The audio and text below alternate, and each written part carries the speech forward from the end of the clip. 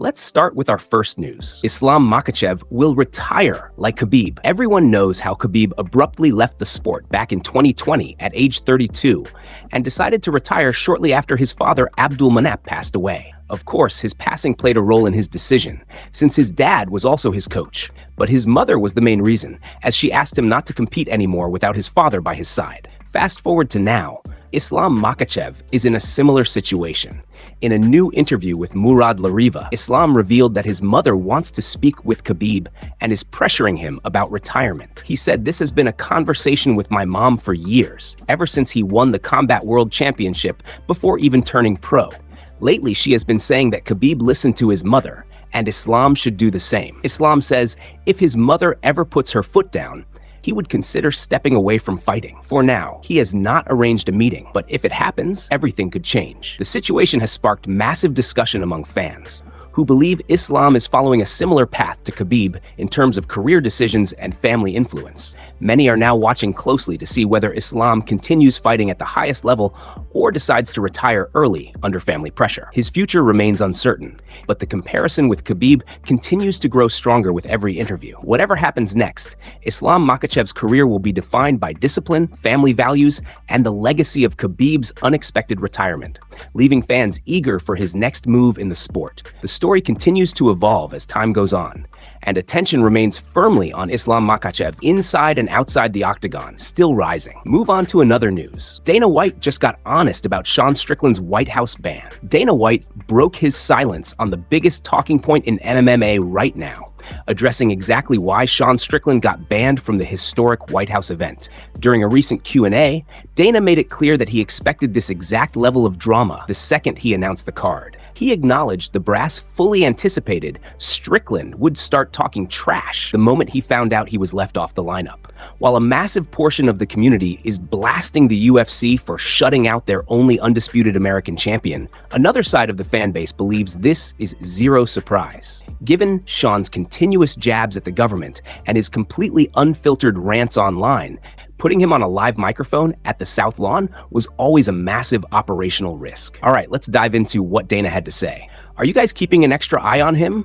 Are you worried about him wandering around there? He played it up more than whatever it was, jokingly. Yeah, but going into this, I knew what this was going to be like. Yes, we're prepared for it. People play this stuff up. And he said this. He said, "What do I always tell you guys? This is a fight business, man. It's crazy, a crazy business. And that stuff doesn't bother me. What other people are thinking, doesn't bother me. I don't care about any of that stuff. If you're watching UFC fights, streams, or MMA content online, protecting your connection matters more than ever.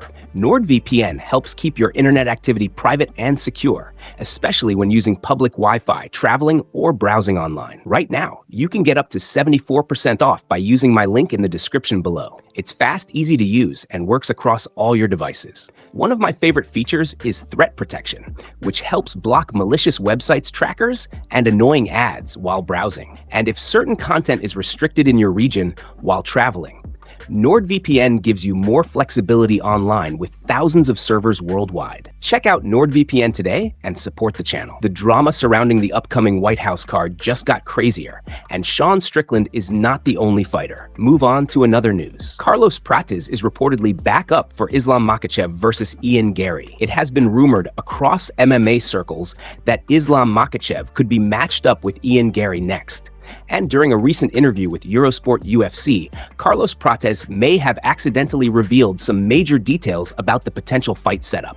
The discussion quickly gained attention because of how specific his comments were regarding timing and his own involvement. According to Prates, he is preparing to serve as the official backup fighter for Islam Makhachev versus Ian Gary, and he claimed that the fight is expected to take place on August 15th at UFC 330. He also mentioned that he will be going through a full training camp instead of just staying on standby, showing that he is taking the possibility very seriously. He explained that after competing in Hungary, he will travel back to Brazil and immediately begin his fight camp, stating that he wants to be fully ready in case anything changes with either Makhachev or Gary.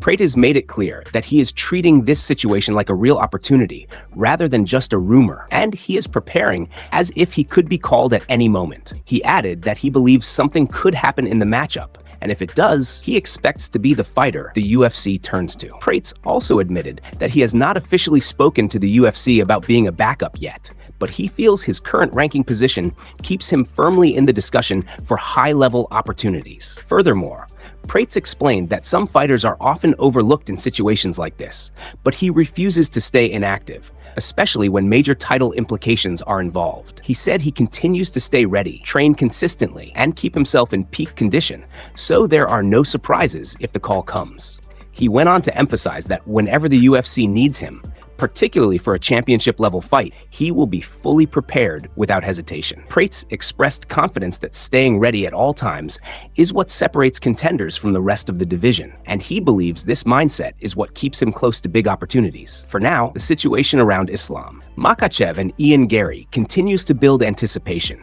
while Carlos Prates positions himself right in the middle of the conversation as a potential backup option if anything changes before fight night. Word count 400. Move on to another news. Tom Aspinall not fighting Alex Pereira or Cyril Gane under current UFC contract. Eddie said they are not willing to take that fight under Aspinall's current UFC contract. He explained this in comments to Bloody Elbow, describing major changes happening inside the UFC business right now. He said monumental shift and promotions must be careful with how fighters are treated financially. He claimed he would not allow Aspinall to accept such low pay for a fight against Alex Pereira or Cyril Gane. He argued that the revenue split is unfair, and fighters deserve a much larger share of what these events generate.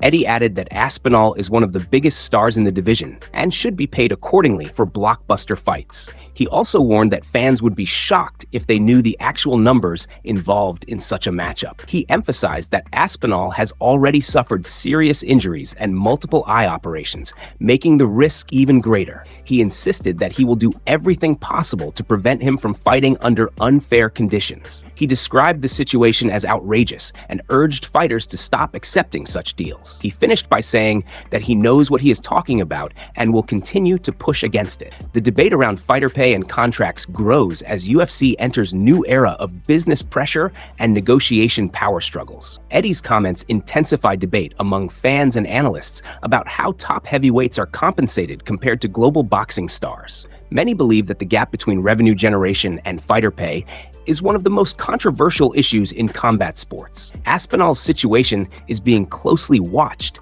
as one of the clearest examples of contract tension at the elite level. Supporters argue that fighters taking high-risk fights deserve higher compensation for the damage and long-term health risks involved. Critics say the current system favors promoters and leaves athletes underpaid despite generating massive global revenue. Eddie's stance reflects tension between managers, promoters, and the UFC over long-standing contract structures. As negotiations behind the scenes, uncertainty remains over whether Aspinall will accept future high-profile fights. This situation highlights ongoing disputes in MMA between athlete pay structures, promotional control, and the evolving landscape of elite heavyweight competition worldwide and beyond today. Move on to another news. Josh Hokit reacts to Ilya adjusting Jabif is used to fighting short guys, and it shouldn't be an issue taking care of Ilya, and Ilya responded, writing Father Shop Champions, "No, I heard this story before. Bigger men, stronger men, better men," who said, "I was just a small guy who was about to get a lesson in humility. They all learned the truth. The same way your son already knows. Who am on June 14, you will to 18 Errol." Poppin, of course, Geth responded saying that Ilya is a gimmick, and he thinks she's some type of god, and that's why his ex left him. We already covered this over the past few days,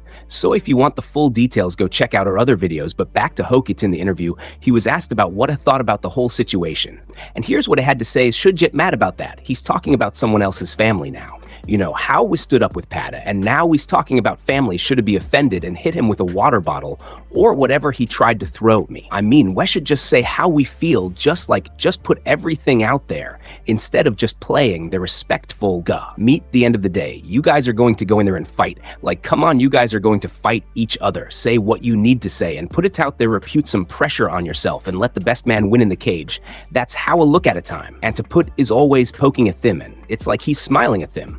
And he was being disrespectful in front of the American president, Donald Trump, saying that he's going to just destroy him and beat him in a fight. I don't like Gaeth just staying quiet.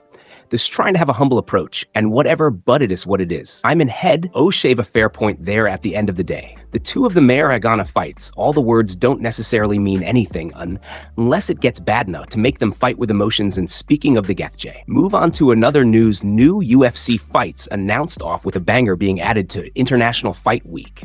It was announced that King Green will take on Terence Mkiniyet FC 329 on July 11th. Green is currently on a 3-fight win streak, with his most recent win coming against Jeremy Stevens at 328.